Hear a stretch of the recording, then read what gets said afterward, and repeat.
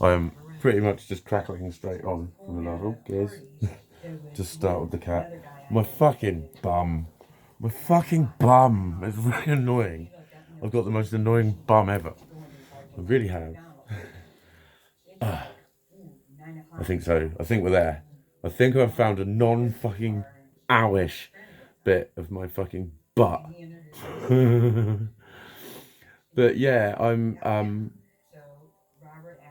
kind of in a headspace of like, this is a lot of the shit. I think it started coming out today. I've said I've been warned against being angry. Warned against it. I've been careful not to because I don't want to drive people away. I want to say, look, I know you don't know, but it's not working. And I'm really suffering. I'm not just not fitting in a bit. Oh, come on, not everyone has friends. It's way fucking worse than any of you fucking know about. And I know so many people who are sitting alone in rooms going, there's no point, mate. I've been trying for years. I've had so many people like me talk about this shit and say, yeah, what are you going to do? Change the whole fucking world? It's like, well, I don't know. There are people out there who are like, well, why the fuck should I? Just because you're different. Why should I fucking change if you're pissing me off? I just think, well, I don't know. We didn't find too much of a hard job that if someone walks along the street with a white stick, you keep the fuck out of their way. Do you know what I mean? That's why I've said I'd wear a fucking t-shirt. I would. As long as I had a hand in designing the fucking thing. I know how I should. This would be my role in designing clothes, right? Make the fucking thing. I don't want to know any of that. Design roughly what it is. If it looks cool, I'll go, yeah, that one. But that's why I wish I was better with the needle and thread, because I would do so much cool shit to my clothes. So it's just, I'd Mikeyfy them. So I'd need to Mikeyfy the t-shirt. But I don't fucking mind going, yeah, I've got a personality disorder. And that's why people with personality disorders, I know this is definitely one, when we laugh at it. When you're in this position, mate, you've got fuck all else but to laugh at it. Like the joke a friend of mine put up, and I put the little cracking up smiley, but I may have commented as well. Did I? But I know that that was the authenticest fucking cracking up smile. Just so you like my personality, thanks. It's a disorder. And then, that looks to people like you're being blasé and you don't really give a shit. And it underlines for you your paradigm that people with personality disorders are just attention-seeking fuckers and they want the world to revolve around them and they've got a fucking attitude problem. And it's like, I know there's not people I know with that opinion, and as and when I discover them, I just quietly walk away from them and just stop making any effort to see them or know anything about them. I don't really care about doing that. But it's the fact that you hear this shit when you're chatting to people at work and stuff like that. And oh yeah, he says he's got a fucking personality disorder. I think he just needs to get off his fucking arse and get a fucking job. You know what I fucking mean? And, when people think they're talking to someone who hasn't got a personality disorder about someone with a personality disorder, many times in my life I'm sitting there thinking, if you knew me a bit better, mate, you wouldn't be saying that. You'd be saying it about me behind my back. Because I know that it goes on. Because I'm behind other people's back. It's why that's why one of my New Year's resolutions, that's been regenerated about 4 or 5 times. Don't talk about people. If I find myself talking about people, I declare a foul on myself and say, do you know what? I'm talking about someone. I'm not going to do this anymore. How do I fucking know? And the last person that I was talking about, I then went and talked to. So that's another half of it. Don't ever say anything about anyone unless you've said to their face. When people are slagging each other off over like moralistic principles, like the way they look after their children, or the hours that they do, or they've got their party and and they're approval seeking off of their friends, basically. Well, that's what slagging off is. That is a declaration to the world of your morals, and you want the world to shout back at you. I fucking hear you, mate. Literally, all of you are doing the same shit I do, just in different ways. That's what slagging people off's about. That's what moaning is about. That's why we all fucking moan. We are trying to show the world who we are. And so when people moan with us, we feel justified and we feel righteous and we feel normal and we feel like we belong. And there are many subconscious needs that you fulfill by slagging somebody off. Believe me, there are. Are or is. I'm getting all fucking... That's the bit about 2010 Mikey that I wouldn't miss. He was a fucking grammar Nazi. He was a fucking grammar Nazi. And then I realised I preferred Friends, to be honest. There are many out there, like, there are many, like, common misspellings of words that still make me go, but then I sort of think, yeah, I know why. It's perfectionism, and I know why. And it's ugly. It's not a good trait. When it was noticed it has left me, it was encouraged back into me, actually. But yeah, that was the one that was going through my head. I'm going to do a sort of sidestep here, but it is one of my sort of explaining myself to myself and you sort of situations, is that, like, that was it. It's the thing about making these videos and getting angry. That was a point that I made at the start, wasn't it? It was, and at the end of the last video, about getting too angry about it all. And I know what that is. That's one of my schemers. That's one that's just a bit. When I have got embarrassed about some of these videos, and like, so when I see like 5 views, and I just think, thank fuck. Because sometimes I'm sort of thinking I'm going to open it up and find like 2 subscribers suddenly, or something. You know what I mean? It's what I'm going to kill it.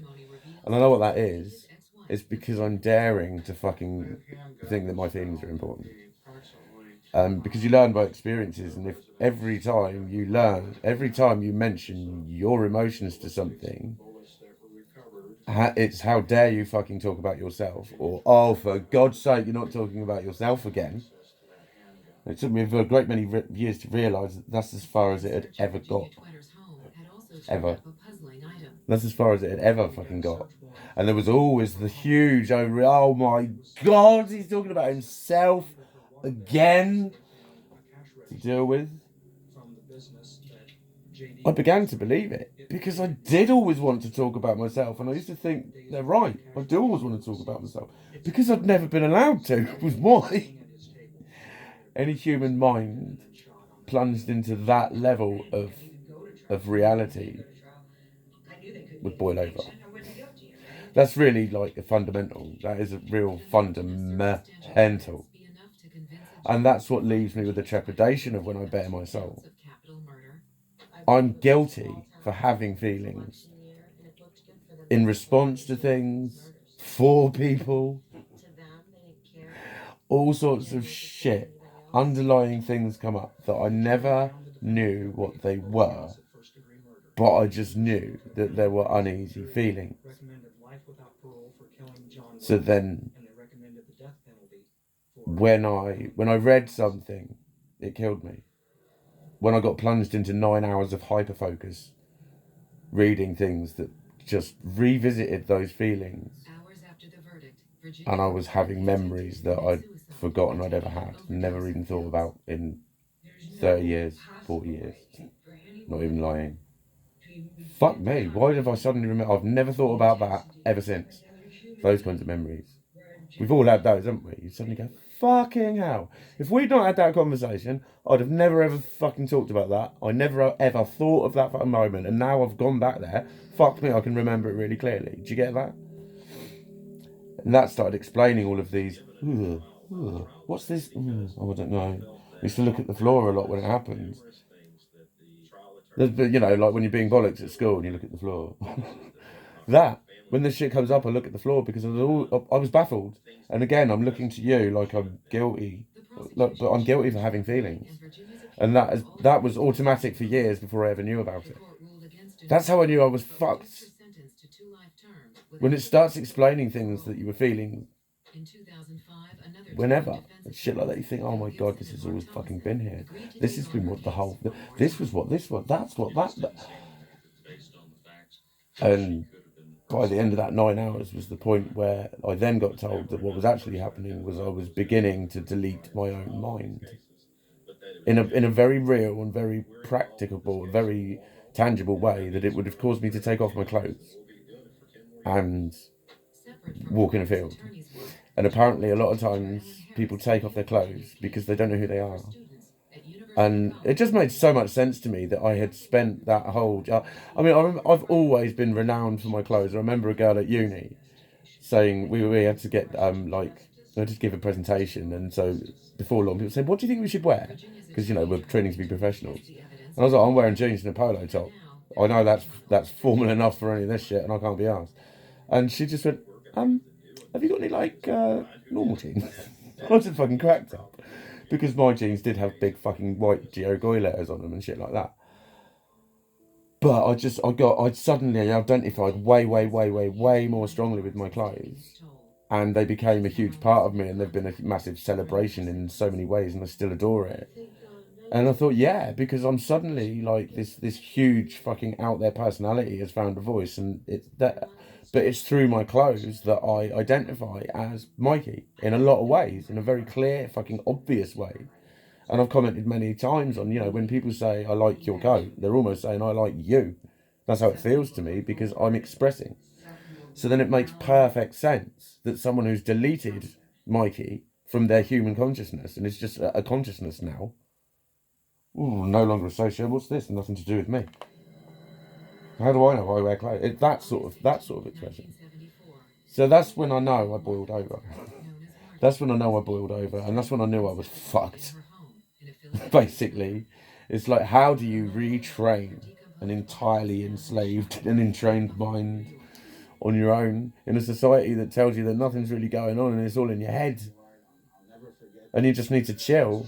Or if you watch this YouTube video, and like I've watched thousands of meditations on YouTube, and I love it. I love it when people send them to me, but I don't have this great faith in them because I've just tried them so many times in so many different ways. And it's like, it's gradually made me come to realise it's like insanity is doing the same thing again and expecting a different result. Why am I doing the same thing again and expecting a different result? I need to just realise a lot of this shit.